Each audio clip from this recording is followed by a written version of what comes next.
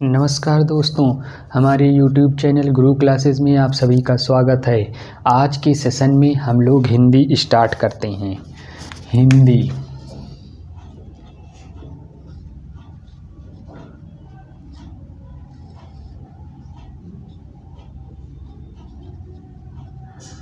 हिंदी हिंदी क्या है, कैसे बना, सबसे पहले इसे देखते हैं। हिंदी भाषा जो है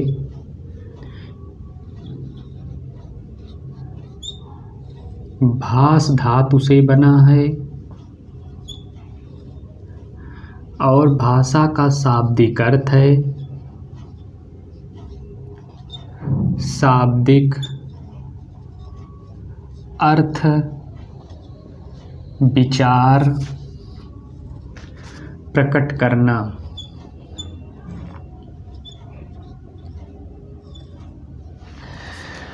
भाषा भास धातु से बना है।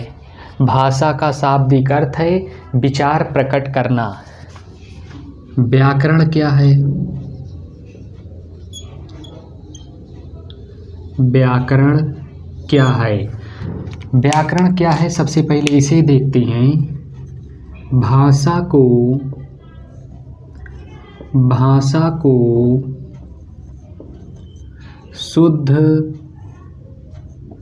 रूप से बोलने, पढ़ने,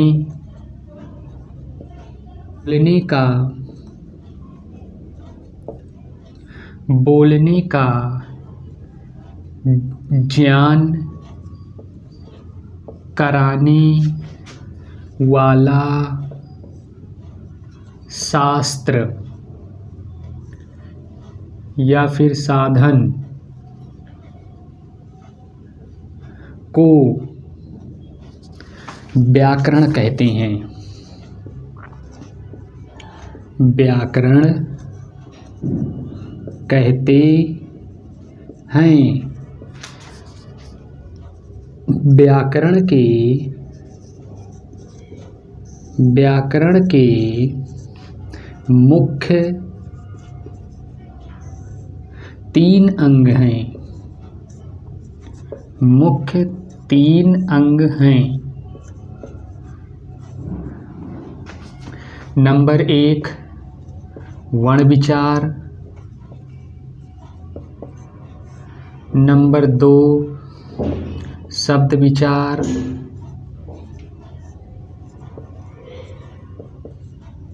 नंबर 3 वाक्य विचार।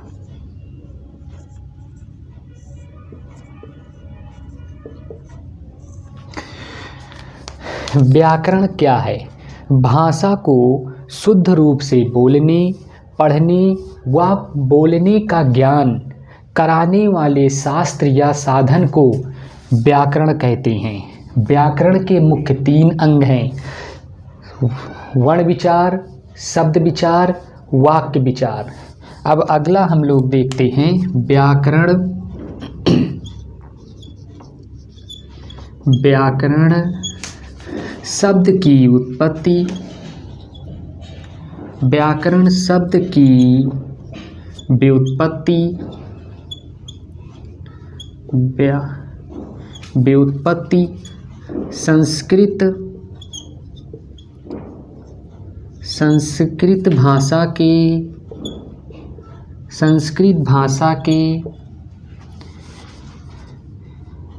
क्री धातु में ल्यूट प्रत्यय तथा वी एवं आंग उपसर्ग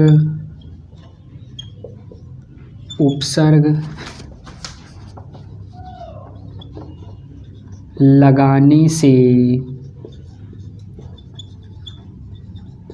हुई है। व्याकरण शब्द की व्युत्पत्ति संस्कृत भाषा के क्री धातु में ल्युट् प्रत्यय तथा वी एवं आंग उपसर्ग लगाने से हुई है। नेक्स्ट हम लोग देखते हैं हिंदी की लिपि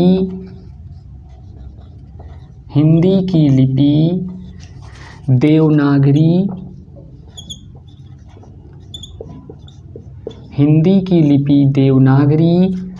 का विकास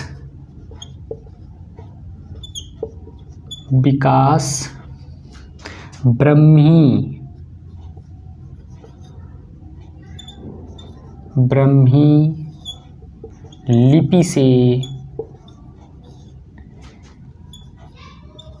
हुई है।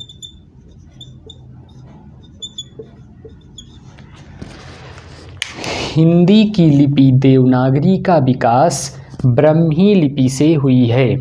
एक बार हम लोग पूरा दोहरा लेते हैं। भाषा भास धातु से बना है। भाषा का शाब्दिक अर्थ है विचार प्रकट करना। व्याकरण भाषा को शुद्ध रूप से बोलने, पढ़ने व बोलने का ज्ञान कराने वाला शास्त्र या साधन को व्याकरण कहते हैं। व्याकरण के मुख्य 3 अंग हैं: वर्ण विचार, शब्द विचार, वाक्य विचार। व्याकरण शब्द की व्युत्पत्ति संस्कृत भाषा के क्री धातु में ल्युट् प्रत्यय तथा वी एवं आंग उपसर्ग लगाने से हुई है। हिंदी की लिपि देवनागरी का विकास ब्राह्मी लिपि से हुई है। आगे अब हम लोग देखते हैं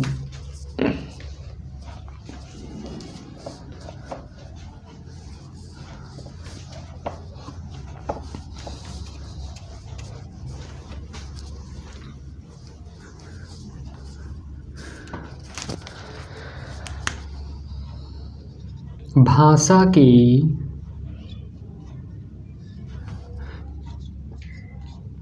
तीन प्रकार। भाषा के 3 प्रकार। नंबर 1 मौखिक भाषा।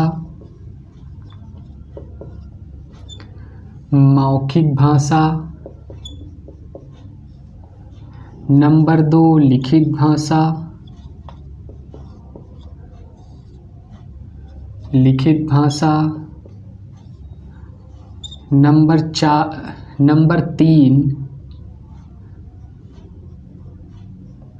नंबर 3 सांकेतिक भाषा।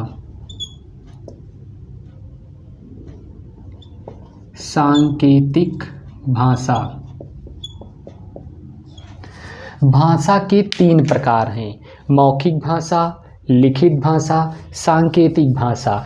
अब तीनों में देखते हैं कौन सरल है, कौन सी कठिन है।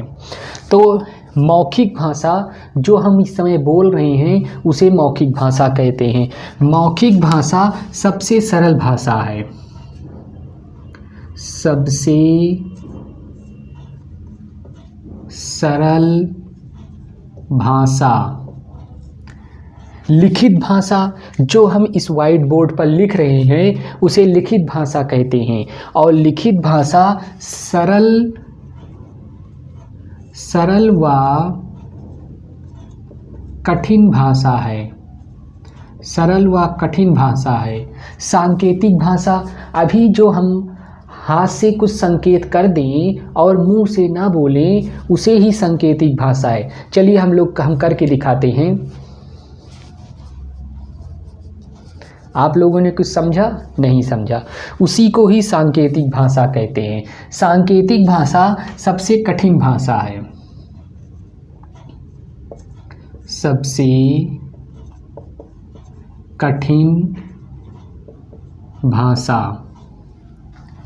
अब हम लोग का अगला पॉइंट है 1927 ईस्वी में जॉर्ज गियर्सन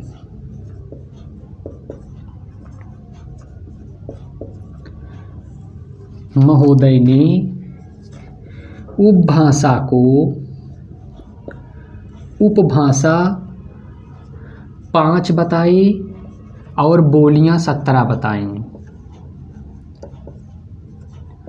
बोलियां 17 बताई। 14 सितंबर 1949 ईस्वी को संविधान सभा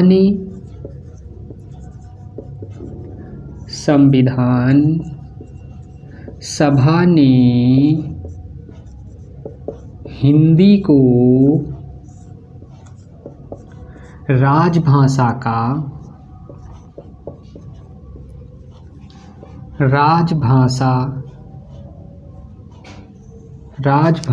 का दर्जा दिया। इसीलिए 14 सितंबर को राष्ट्रीय हिंदी दिवस मनाया जाता है।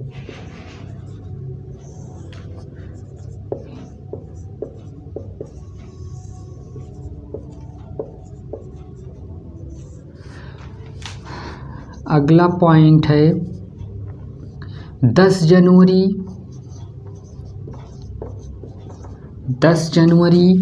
1975 ईस्वी को प्रथम अंतर्राष्ट्रीय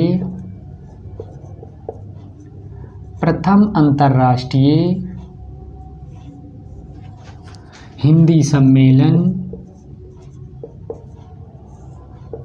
सम्मेलन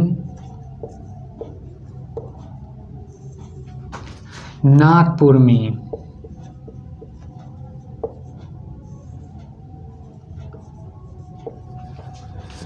इसीलिए 10 जनवरी को विश्व हिंदी दिवस।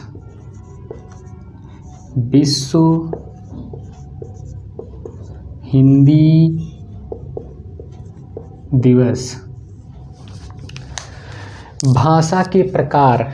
भाषा 3 प्रकार की होती हैं। मौखिक भाषा सबसे सरल भाषा है। लिखित भाषा सरल व कठिन भाषा है। सांकेतिक भाषा सबसे कठिन भाषा है।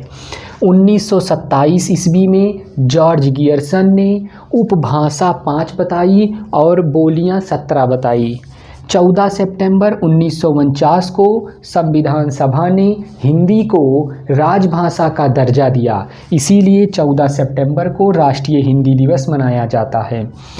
10 जनवरी 1975 को प्रथम अंतर्राष्ट्रीय हिंदी सम्मेलन नागपुर में हुआ। इसीलिए 10 जनवरी को विश्व हिंदी दिवस मनाया जाता है।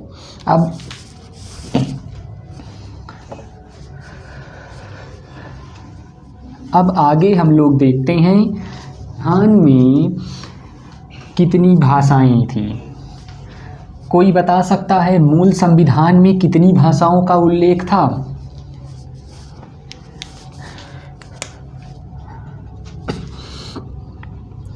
मूल संविधान में 14 भाषा मूल संविधान में 14 भाषा का उल्लेख किया गया है।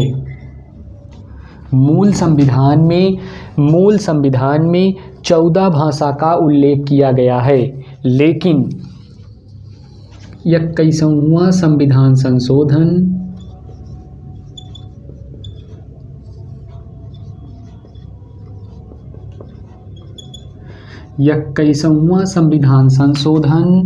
1967 ईस्वी में सिंधी भाषा को जोड़ा गया।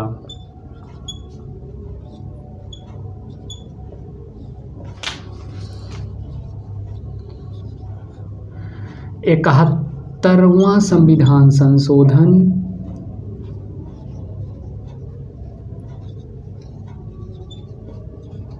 इकहत्तरवां संविधान संशोधन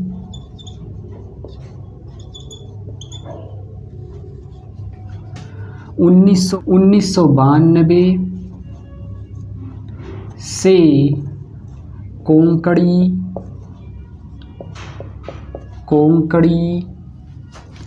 मणिपुरी,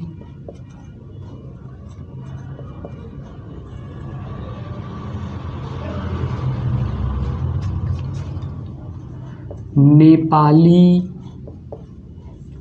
भाषा जोड़ी गई।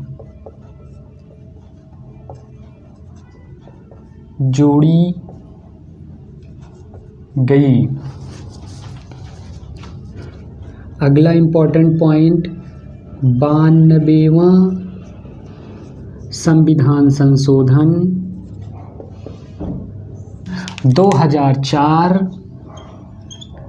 2004 से बोडो, डोंगरी,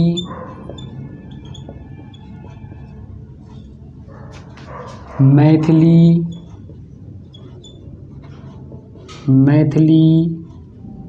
संथाली भाषा को जोड़ा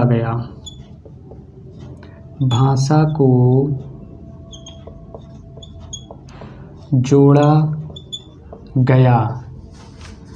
वर्तमान संविधान में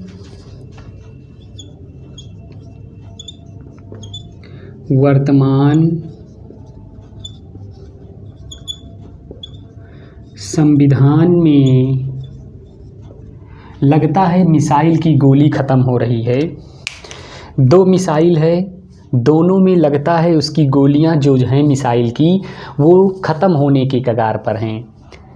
लग रहा है मिसाइल की गोलियां ख़त्म हो गई हैं क्योंकि मिसाइल धीरे धीरे चलने लगी है। वर्तमान संविधान में 8वीं अनुसूची में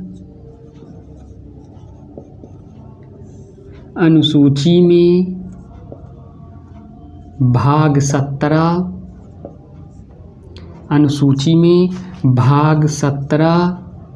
व अनुच्छेद 343 से 351 तक में वर्णन तक में राजभाषा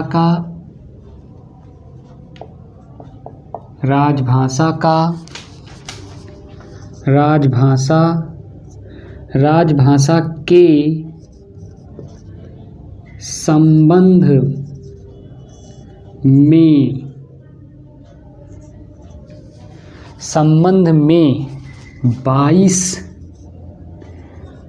संबंध में 22 भाषाओं का उल्लेख है। अब आइए हम लोग 22 भाषा का उल्लेख है, 22 भाषा का उल्लेख देख लेते हैं कौन कौन सी भाषा को शामिल किया गया है। Number 1 Sindhi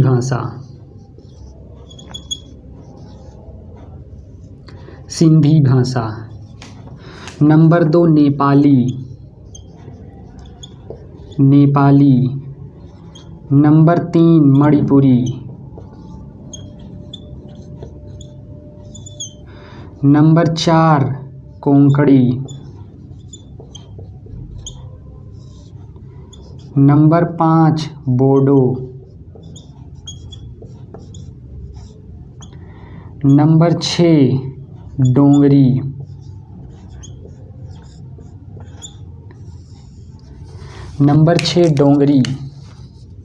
number 7 Maithili.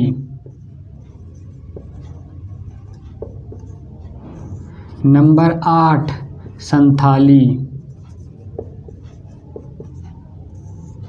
Number 9 Asamiya. Number 10 Bengali. Number 11 Gujarati.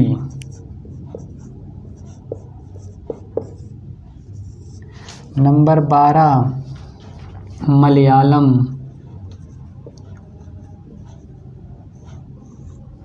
Number 13 Telugu. Number 14 Kannada. Number 15 Tamil. Number 16 Hindi. Number 17 Marathi. Number 18 नंबर 15 Tamil, number 16 Hindi, number 17 Marathi, number 18 Kashmiri.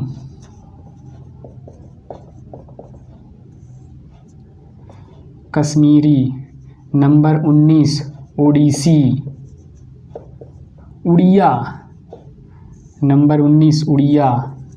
Number 20 Sanskrit. Number 21 Marathi. Number 22 Punjabi.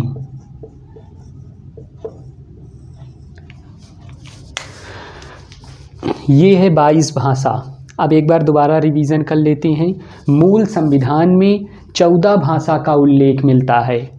21वां संविधान संशोधन 1967 ईस्वी में 21वां संविधान संशोधन होता है और सिंधी भाषा को जोड़ा जाता है। 71वां संविधान संशोधन 1992 से कोंकणी, मणिपुरी, नेपाली भाषा जोड़ी गई।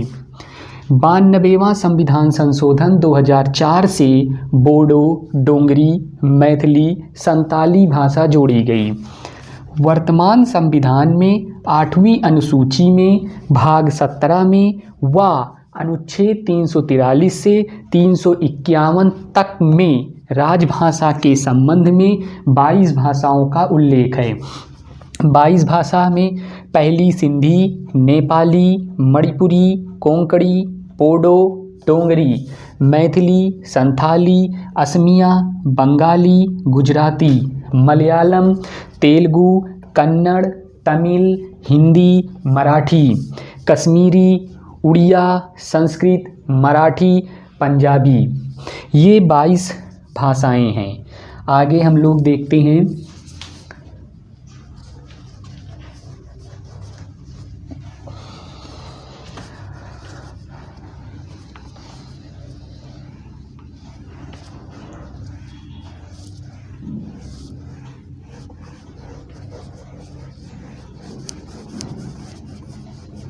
अब हम लोग देखते हैं भाषा सब स्टार पॉइंट है। जितने पॉइंट लिखा रहे हैं सब स्टार पॉइंट हैं। स्टार पॉइंट का मतलब है कि वो काफ़ी इम्पॉर्टेंट हैं। भाषा की सबसे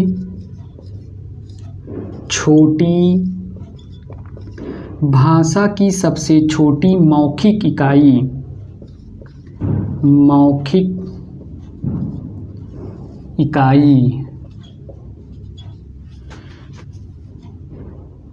ध्वनि।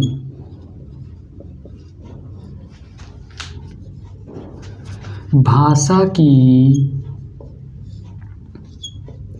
सबसे छोटी लिखित इकाई वर्ण। तीसरा स्टार पॉइंट है भाषा की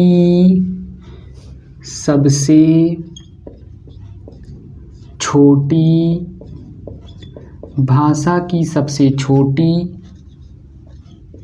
इकाई या फिर अंग इकाई या अंग वर्ण। चौथा स्टार पॉइंट है अर्थ के आधार पर भाषा की सबसे छोटी इकाई शब्द। पांचवा स्टार पॉइंट है भाषा का सबसे बड़ा अंग वाक्य। अगला इम्पोर्टेंट पॉइंट भाव या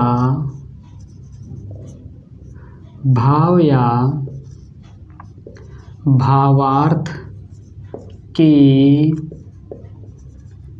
आधार पर भाषा की सबसे छोटी इकाई वाक्य। देख लेते हैं एक बार दोबारा। भाषा की सबसे छोटी मौखिक इकाई ध्वनि है। भाषा की सबसे छोटी लिखित इकाई वर्ण है। भाषा की सबसे छोटी इकाई या फिर अंग भी वर्ण है।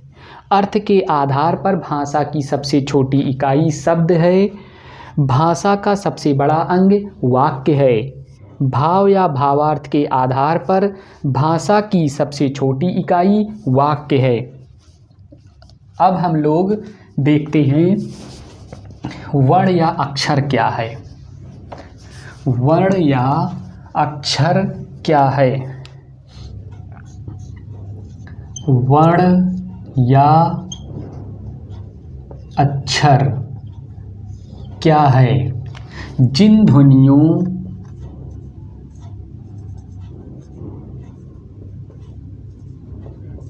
ध्वनियों को उच्चारण के पश्चात विनिष्ट ना कर सकें,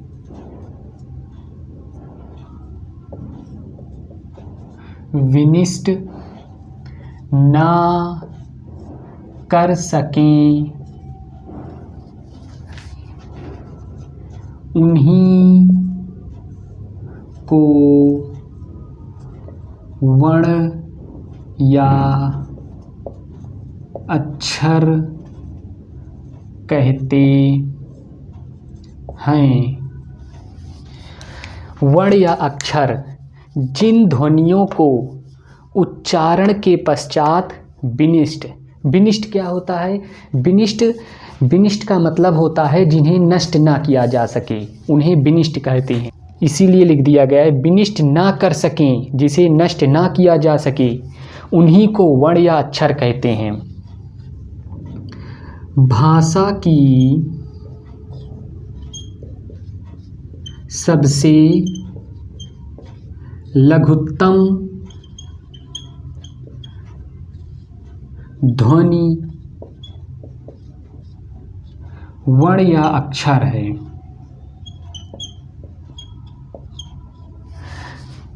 भाषा की सबसे लघुत्तम ध्वनि वर्ण या अक्षर है। अगला हम लोग का टॉपिक जो है वो होगा वर्णमाला। ये हम लोग का अगला टॉपिक है। वर्णमाला में कौन सा समास है, कोई बता सकता है। वर्णमाला ये जो शब्द है, वर्णमाला शब्द में कौन सा समास है, कोई बता सकता है। इसमें है तत्पुरुष समास।